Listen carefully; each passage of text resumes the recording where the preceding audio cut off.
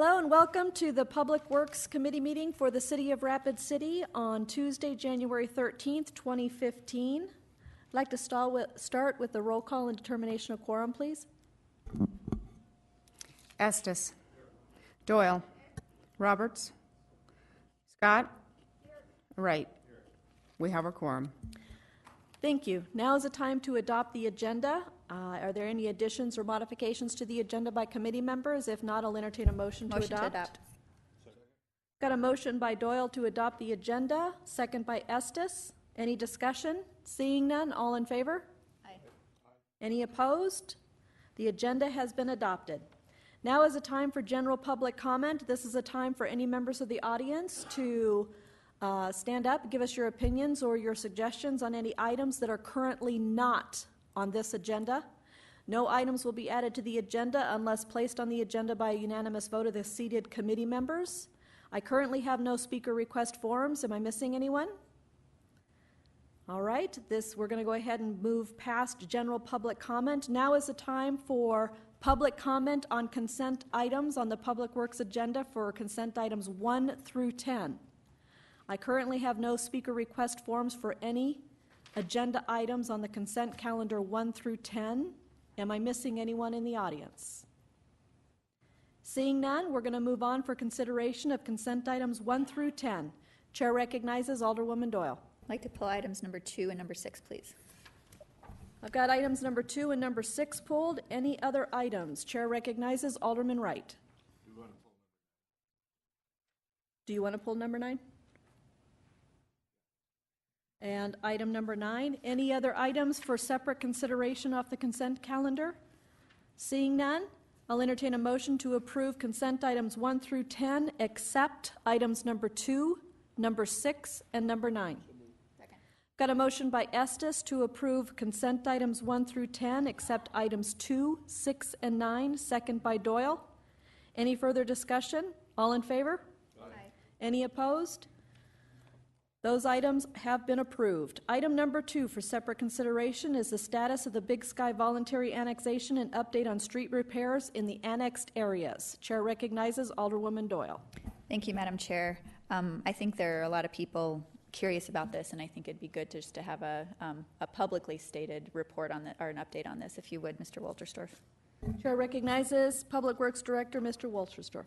Yes, thank you very much. I did attach a memo that details some of our activities over really the last year in relationship to the roads and the infrastructure out there in the Big Sky subdivision.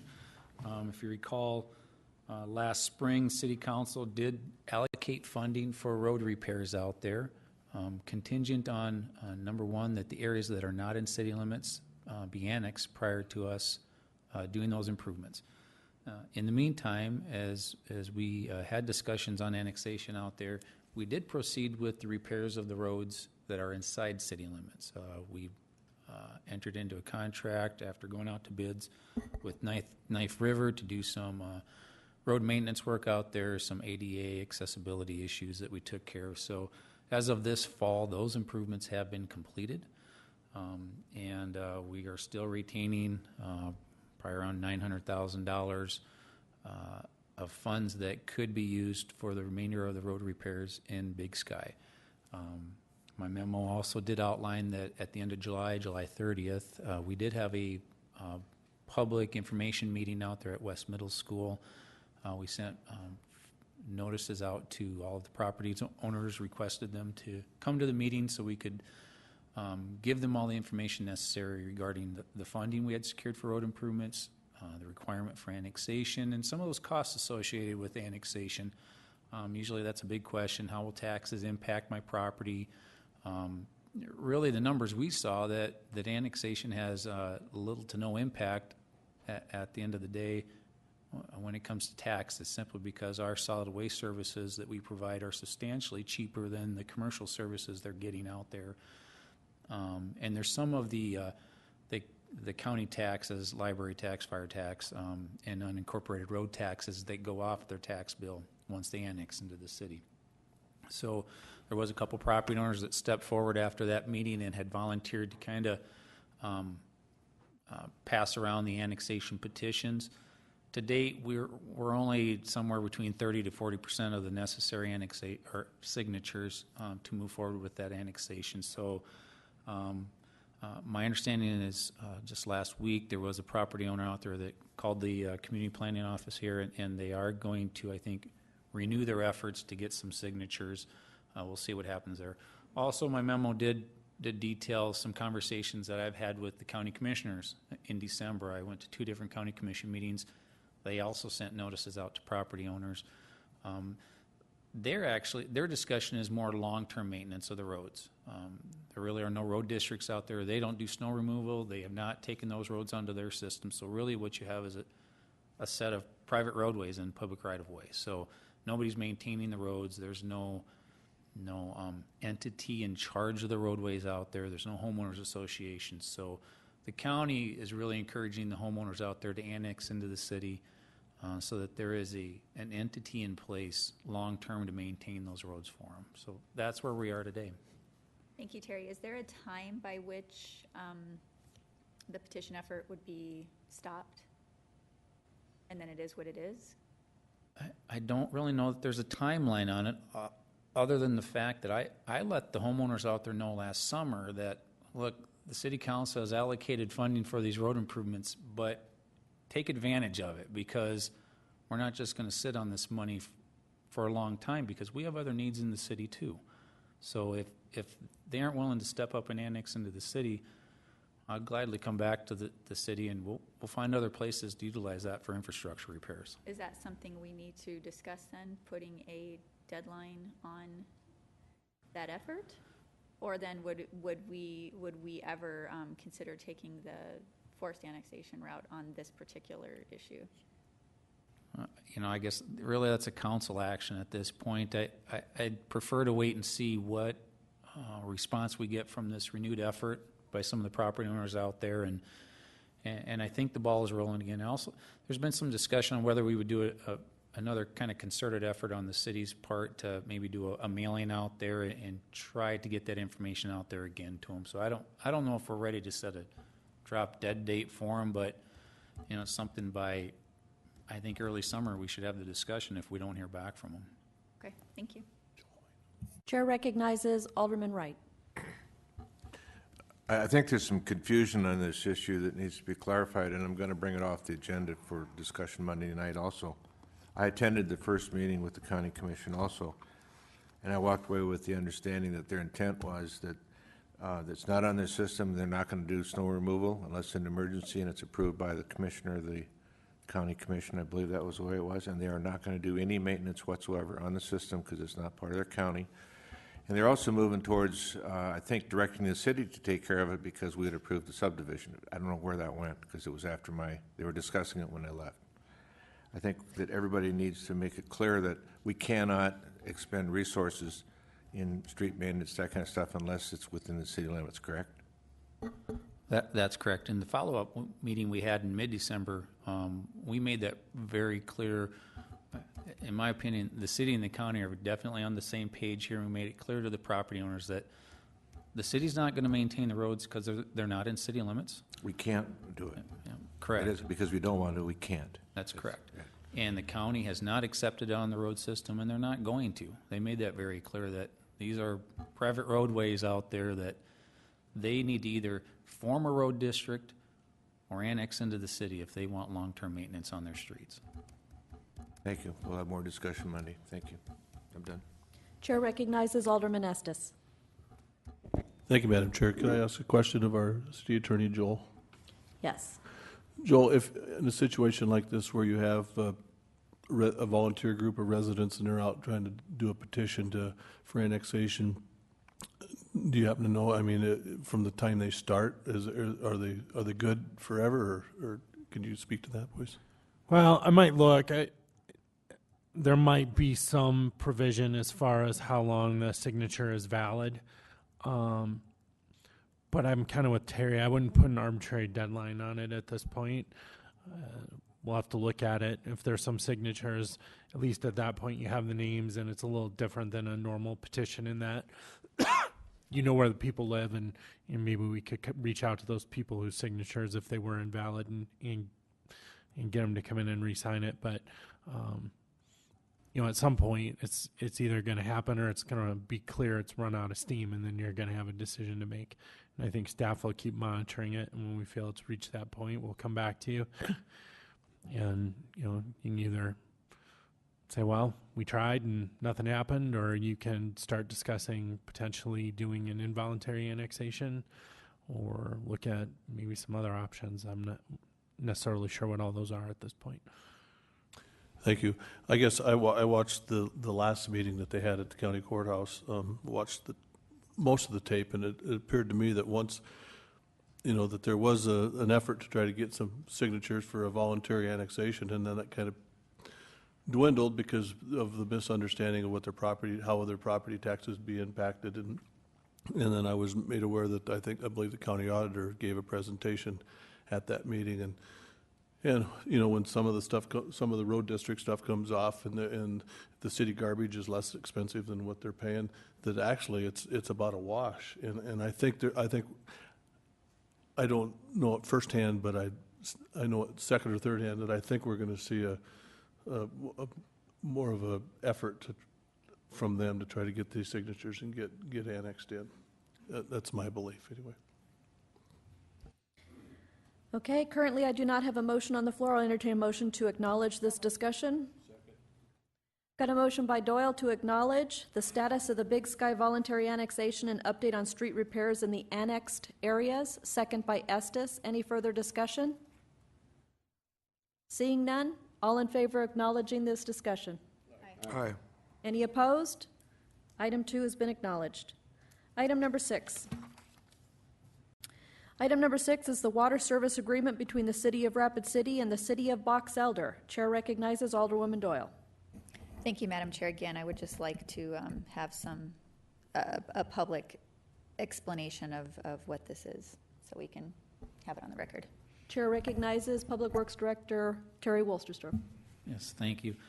I've been working with Al Todd, the Public Works Director over in Box Elder, for really a couple years now, looking at the existing agreements that we had in place. The agreement that's in place as of today is back from 1981, so it's 30 years old. It's what I would call a little bit outdated. We've had some changes out there, and as far as the location to where some water is provided to them. So I think this was our effort to two things. Number one is to bring it up to date with what's currently happening out there in the field, and number two, bring the rate structure in line with what we see with some of our other, what I would call wholesale producers. I think this is a good working relationship we have with the City of Box Elder.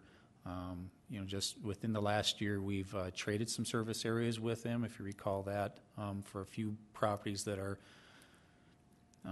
really right on that border between Rapid City and Box Elder. So this is really just continuing our efforts to have good cooperation with our neighbor. Okay, thank you.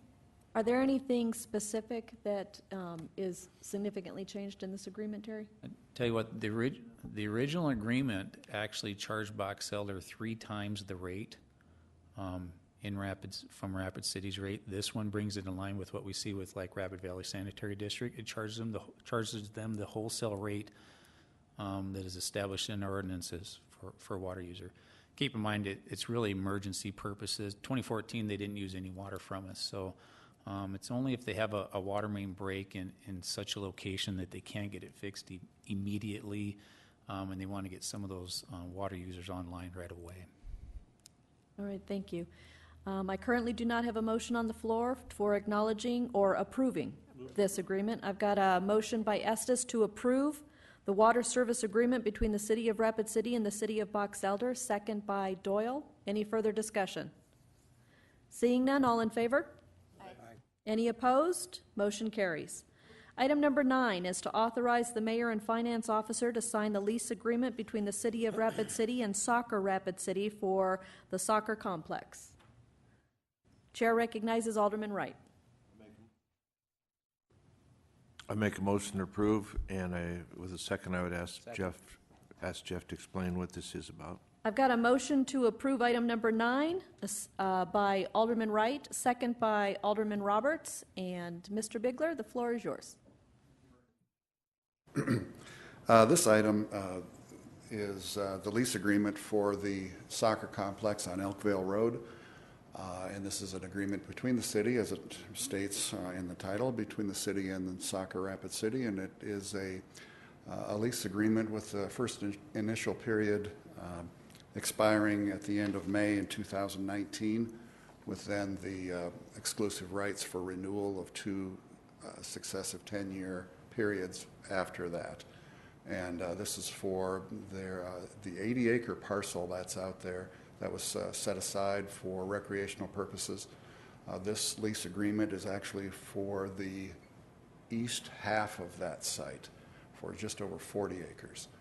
The other west half is the part that's been under a hay lease for a number of years, and that is not included in this lease.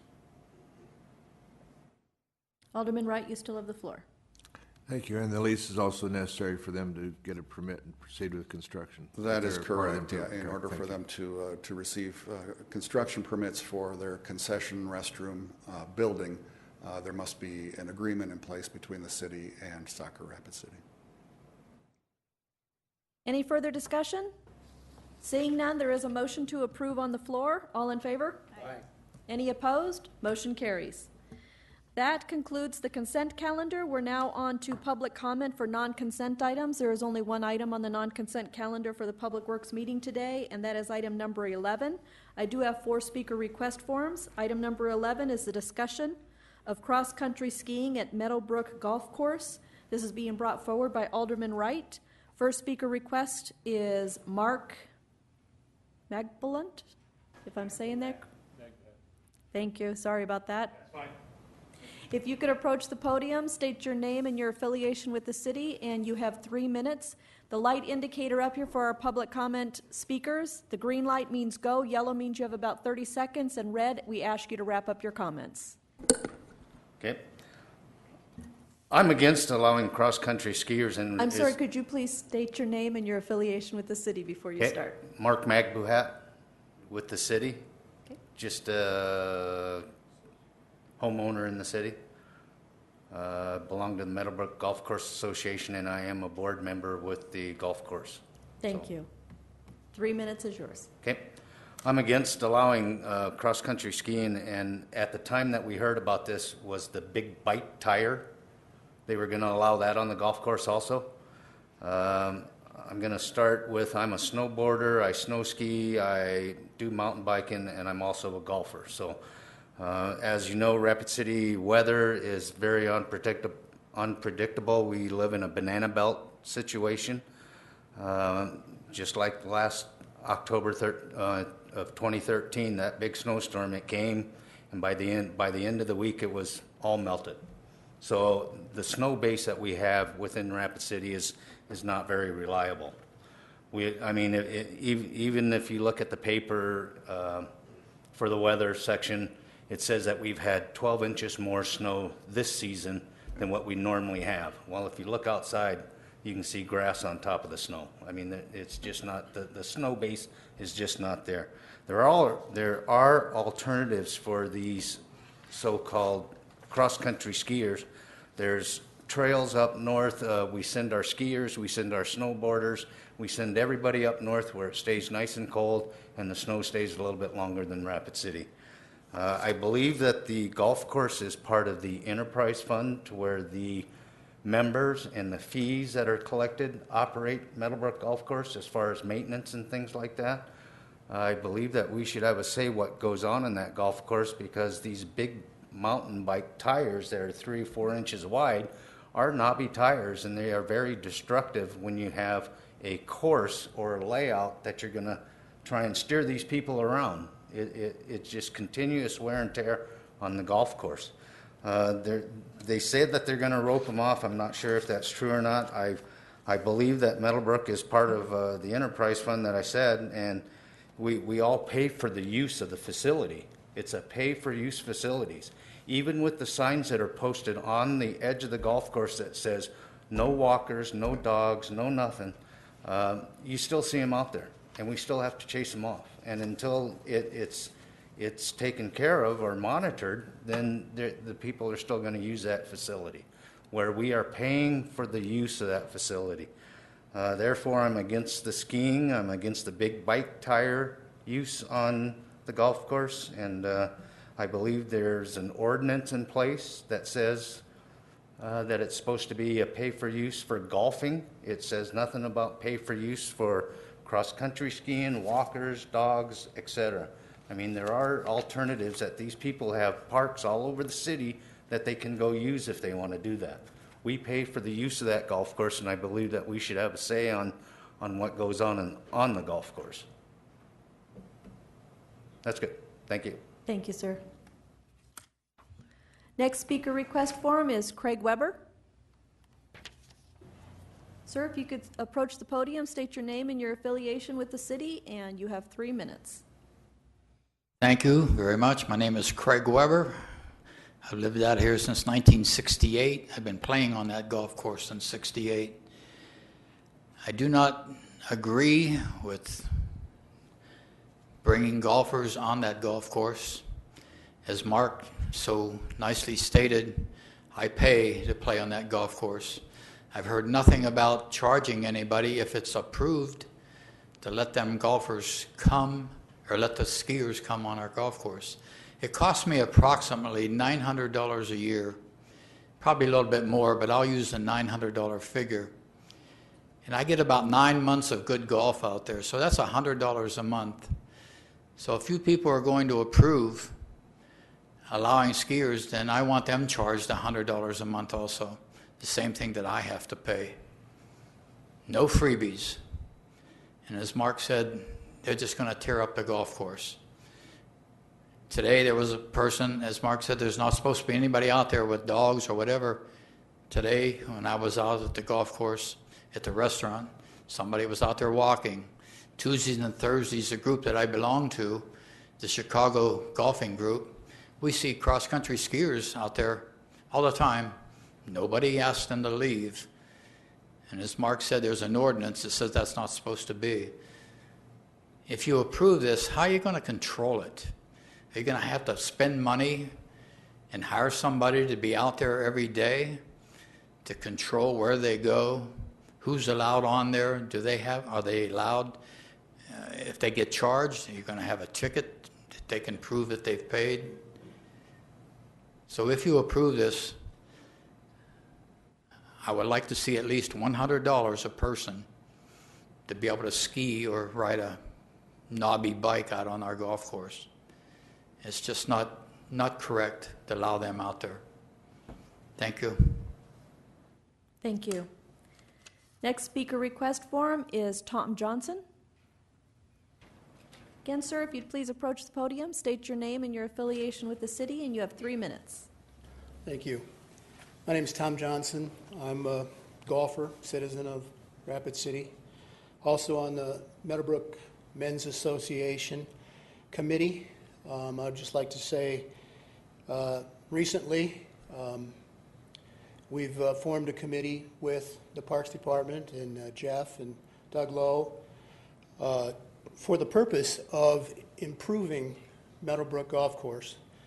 Through those discussions, it's come out that Meadowbrook really has not had any money spent for improvements over the years. It's been self-sufficient for the most part. We can argue budget, I suppose, if we really need to. But having said that, my purpose for getting on the committee was to bring Meadowbrook back to its once status, which was the top 75 municipal golf course in the entire country.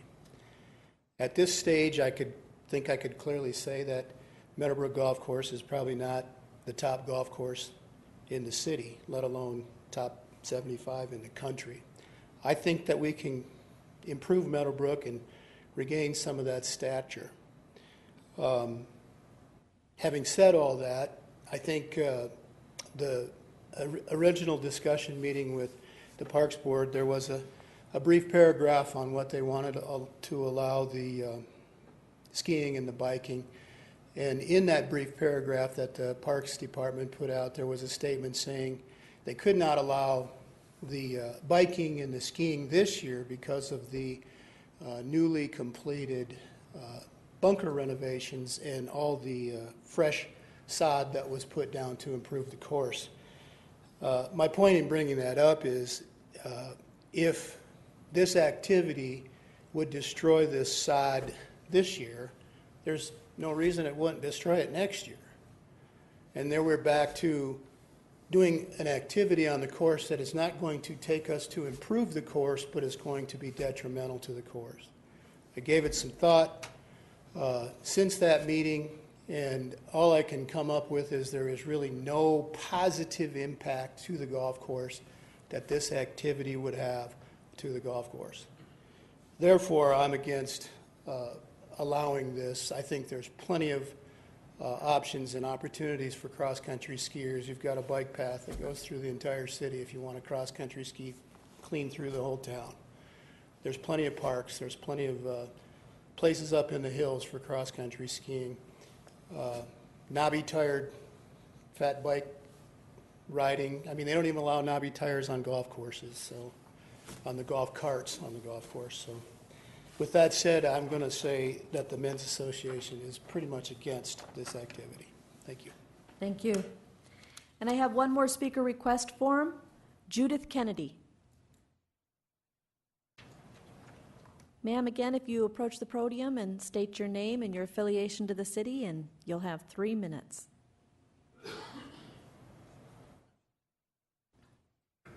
Yes, my name is Judith Kennedy. I'm a property owner and also a small business owner in Rapid City, and I am speaking for cross-country skiing on the Meadowbrook Golf Course. And I've heard the arguments and knew that there would be some today, and I've spoken to Jeff and know the constraints that concern any use of the golf course this year. But I want to present to you a model, and I know sometimes people get their backs up about models that are done in other states, but my familiarity with what's done in Pocatello, Idaho, it has been done for over 30 years with absolutely no problem. The golf season and the cross-country ski season are both under the Parks Department of the city of Pocatello. They even groom, which I wouldn't be expecting that to be done here, but they even groom, which means making trails for the cross-country skiers to use on the Highlands Golf Course. You know, and talking about the money that the golfers pay goes for the copious amounts of water and maintenance that the golf course takes during the summertime. The skiers are noted for not doing damage. Oddly enough, cross-country skiers tend to be environmentally minded and not damaging things. I'm also a member and have a pass for the Terry Peak ski season. It would seem to me as ludicrous for me to assume that when I can't be skiing at Terry Peak that I should preclude any hiker or biker from using those trails in the summer. So for future times, I would request that you consider letting Meadowbrook Golf Course and the other city golf courses be used more all year round for recreational purposes for the citizens of Rapid City. Thank you. Thank you. There are no further speaker request forms. Am I missing anyone who would like to talk on this subject? Seeing none, Alderman Wright, the floor is yours.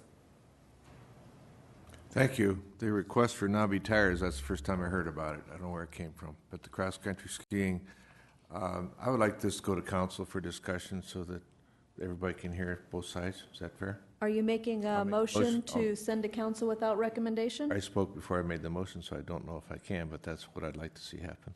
Is there a second? Second.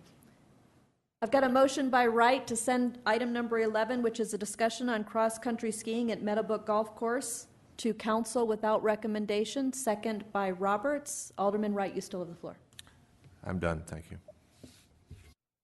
Any further discussion? Chair recognizes Alderwoman Doyle.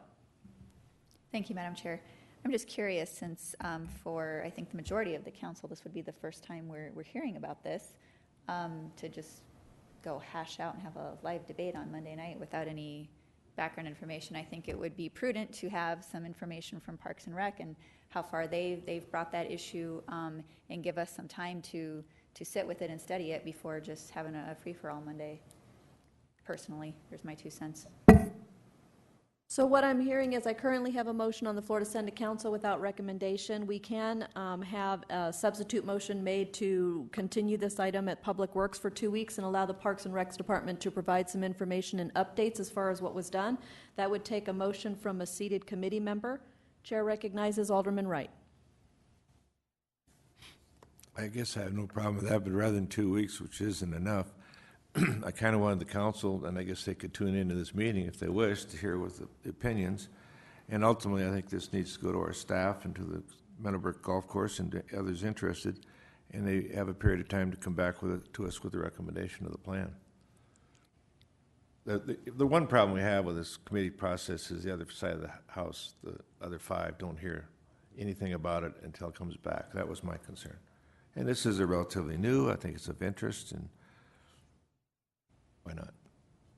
They can hear the short brief if we don't have an overloaded agenda. I think properly it will go back to the Parks and Rec Board and they'll staff, and then we'll analyze it and come back with a recommendation what we do or don't do. Chair, Alderman Wright. I'm just not for send it back and let them study it. Let's let the council hear this, and then we'll send it back and let them work it out. That's all. Chair If I recognizes. get defeated, I don't care. It doesn't matter. We'll get it back. I'm going to wait 30 seconds to make sure Alderman Wright's done. Chair recognizes Alderwoman Doyle. Okay, my point in saying so was to make it clear that a decision would not be made Monday night. Correct. There will not be a decision. Because we have no data, we have nothing to support this, and I think just putting it to council, that does look like a final decision. So I just wanted to make sure that that was perfectly clear, that we are in the very elementary stages of exploring this issue. It would be okay with me if the item was continued as an item of discussion when it went to And I council. can support that. So currently I have a motion on the floor for clarification. The motion on the floor is to send to council without recommendation the discussion of cross-country skiing at Meadowbrook Golf Course. Any further discussion? One thing, is Navi Tires part of Recognizes this Alderman issue? Wright. Is Navi Tires? I'm sorry, sir. If you're going to answer Alderman Wright's question, no, you're perfectly fine, but please address the podium so we can all hear your answer.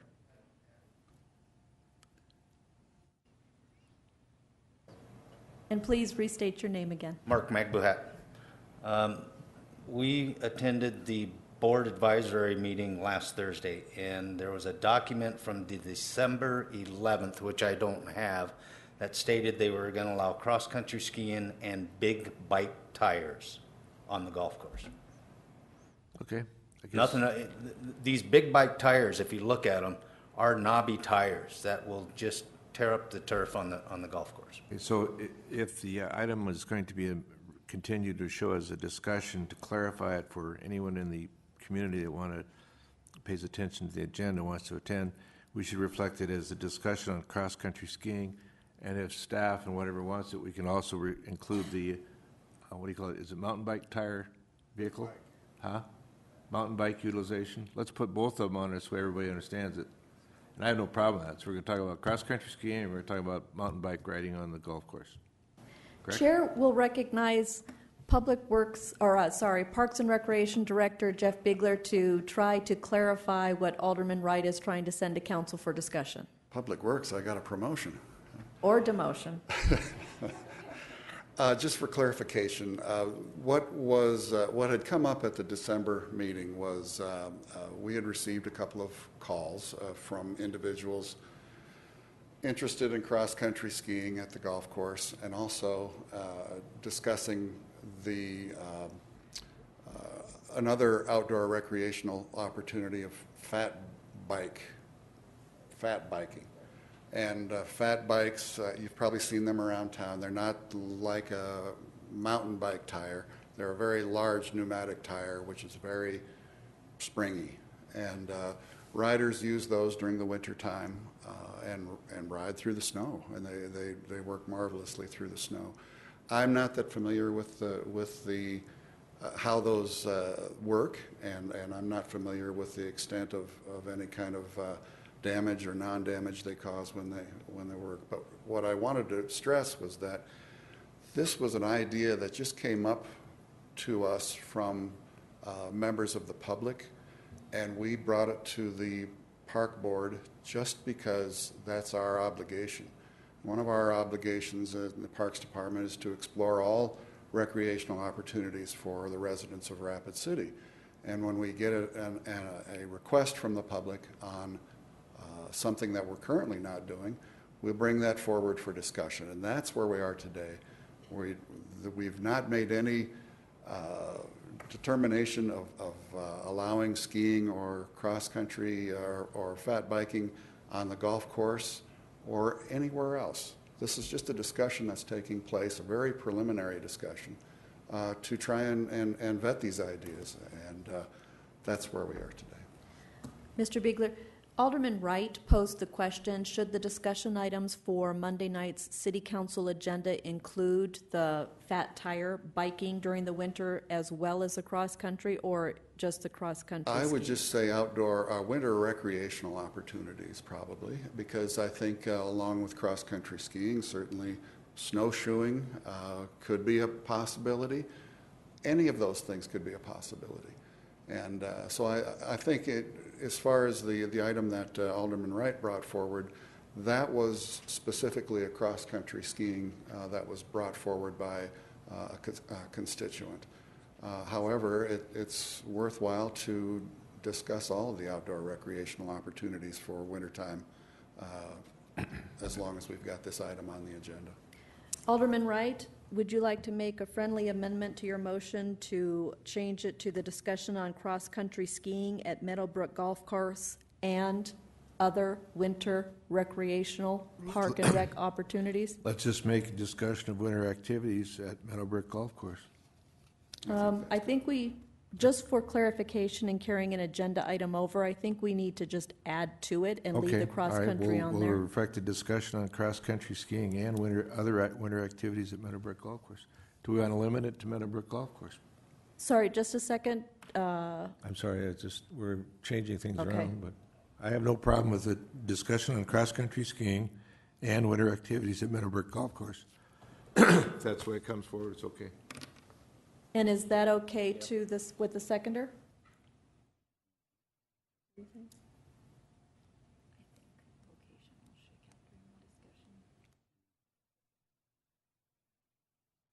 And do you have it? Got it? So does anybody need clarification? No? Alderman Wright, you still have the floor. I'm done, thank you. I'm fine with it. Chair recognizes Alderman Estes. Thank you, Madam Chair. Just a couple of things. Chad called me the other night and said he is out of town, so he asked me to go to the Parks and Rec Board. So unbeknownst to me, this was a topic. And first thing I want to do is I want to applaud people that can take a look at a city asset and say, well, you know, maybe we could use, maybe there's another use.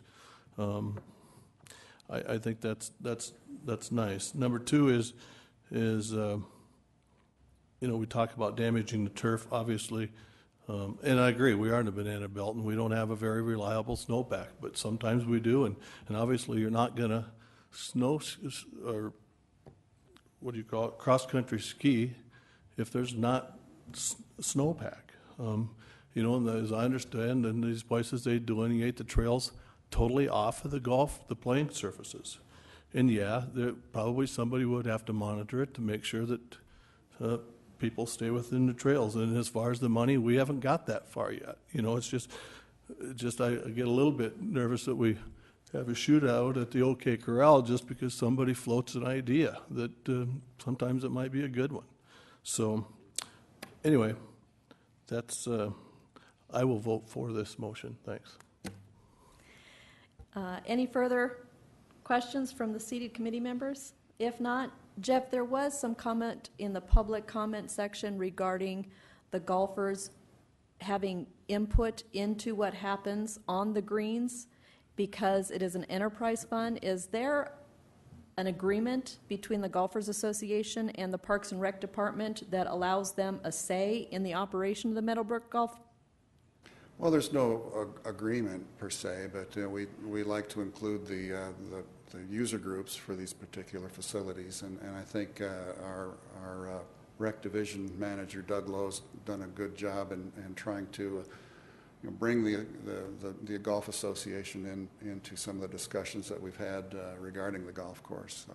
Well, since this is a discussion that's going before the City Council on Monday night about other winter activities on a golf course, is there anything that, what I'm trying to get at, the question I'm basically trying to ask is, according to the golfers, only golf is allowed on the premises.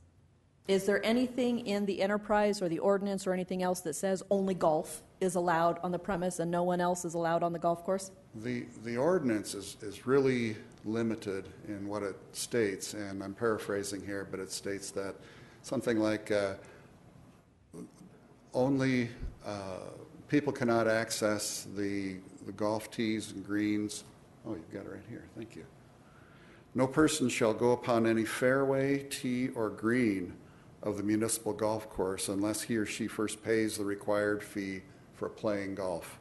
Any person violating this section shall be subject to general penalty provision of, and then it gives the ordinance reference number there. So in considering any other winter activity utilizing any of the park systems, but namely the golf courses then, is it, and I'm just trying to get the understanding why we'd even be considering this, the path for any other winter activity would not address what is specifically listed in what you just read?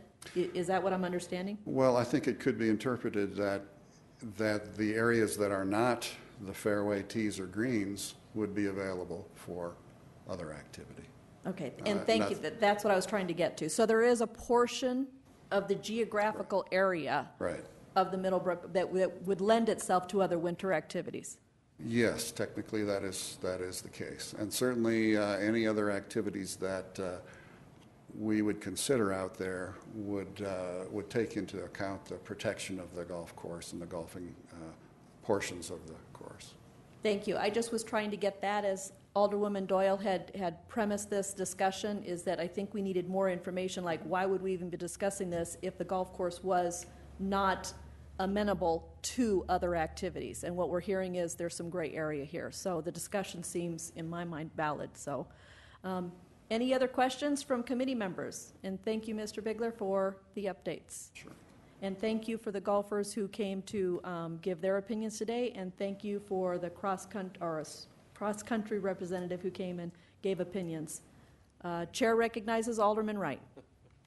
Excuse me, I just want to remind those that brought information to us, this will be discussed Monday night, and your comments can be made again then, and you can be participating in the discussion with the full council. Thank you.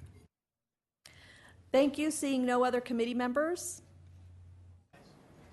can only be addressed by a committee member if they have a question for you. So the next opportunity, that's why Alderman Wright was letting you know, will be Monday night for public comments at that time.